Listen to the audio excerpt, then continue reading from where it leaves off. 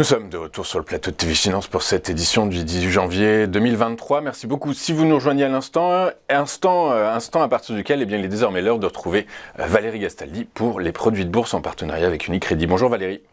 Bonjour Louis-Antoine. Bonjour Valérie, merci d'être avec nous ce matin. Je rappelle que vous êtes stratégiste chez Day by Day. Valérie, le CAC hier a signé sa 5e séance consécutive de hausse. Comment vous l'expliquez ? Mais moi, ça monte. Enfin, je veux dire, c'est pas tellement. Les explications ne sont pas très importantes. Ce qu'on sait, c'est qu'on a une tendance qui est haussière. Que si vous écoutez les gens, ils vous disent tous que c'est pas normal parce que les fondamentaux ne sont pas en ligne. D'autres vous disent que c'est suracheté, qu'il faut attendre. D'autres vous disent qu'ils comprennent pas très bien ce qui se passe. Voilà. Donc, quand on a une tendance qui est haussière et que les gens n'y croient pas, ils n'adaptent pas leur position, le marché continue à monter. C'est extrêmement classique. Mais je ne veux pas vous convaincre parce que la dernière fois qu'on s'est parlé il y a 2 semaines, vous me disiez que c'était quand même bizarre ce que je vous disais, que les fondamentaux n'allaient pas et tout. Je disais mais on s'en fout des fondamentaux. C'est pas le problème. Ce qui compte, c'est ce que les gens pensaient avoir comme fondamentaux avant et ce qu'ils pensent qu'ils vont avoir dans les jours qui viennent. Et les positions qu'ils ont prises en fonction de ça. Donc, si leur position les maltraite, ce qui est le cas actuellement, parce que, bien entendu, le gros du marché est sous-exposé, ils sont obligés de racheter des actions pour se mettre à niveau. Bon, voilà, mais il n'y a pas d'explication autre que les prix.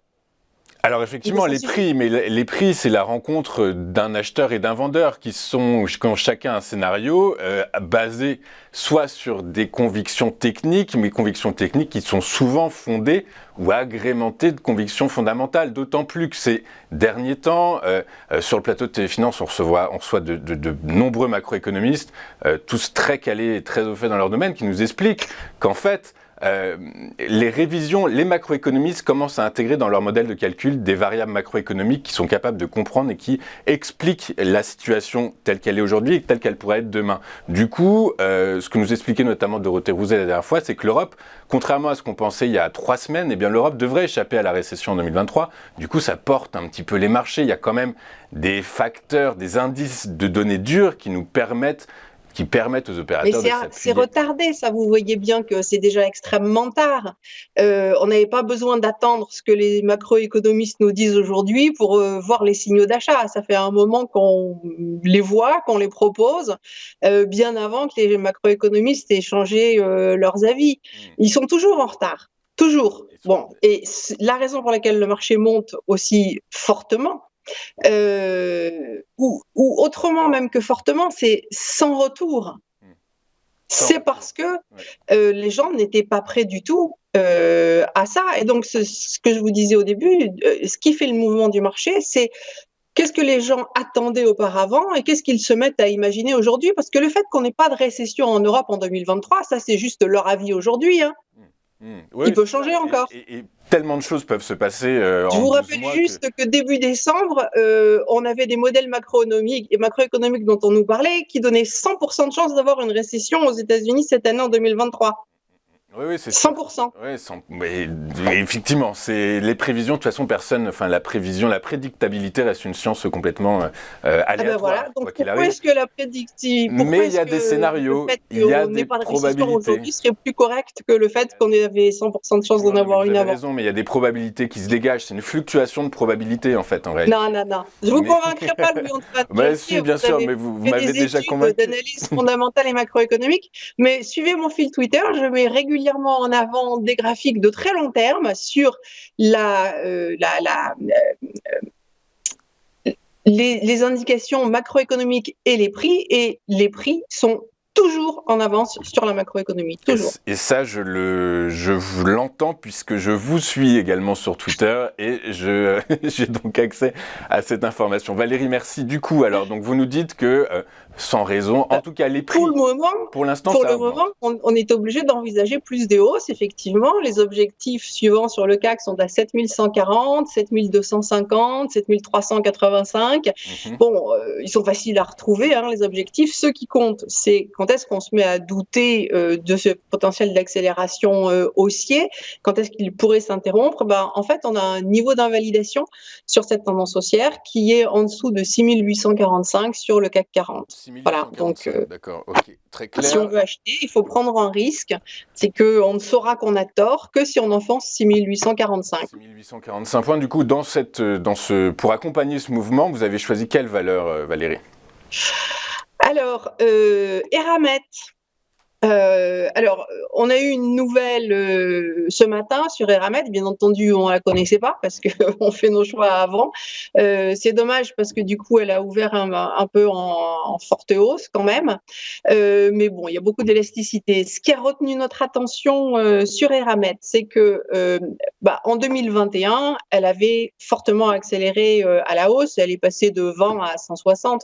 Donc c'est voilà, ça montre simplement l'élasticité qui existe sur Eramet comme sur beaucoup de valeurs minières.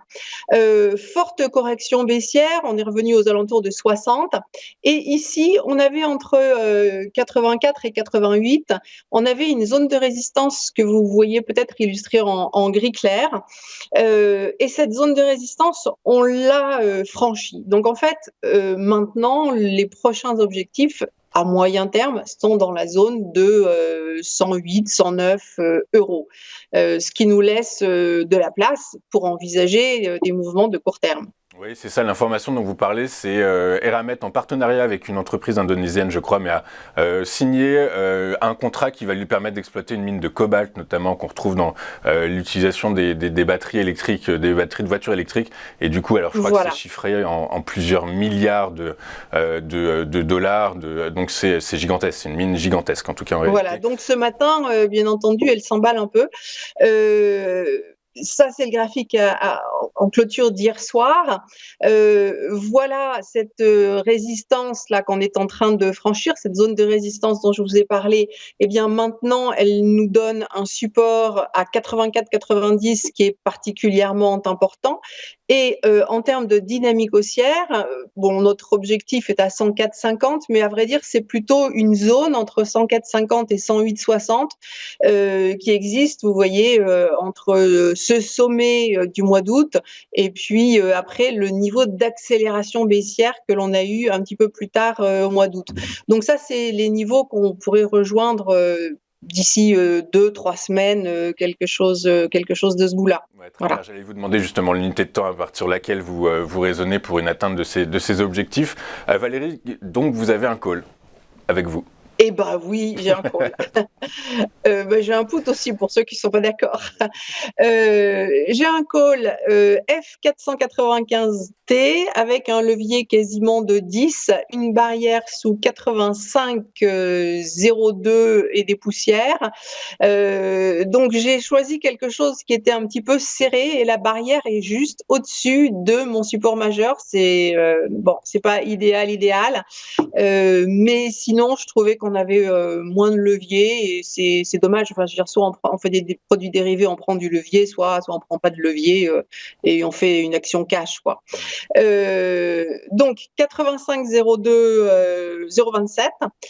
Si vous préférez jouer la baisse, vous avez un put qui a exactement le même levier avec un ticker 24,41,7, un Nemo plutôt qu'un ticker 24,41.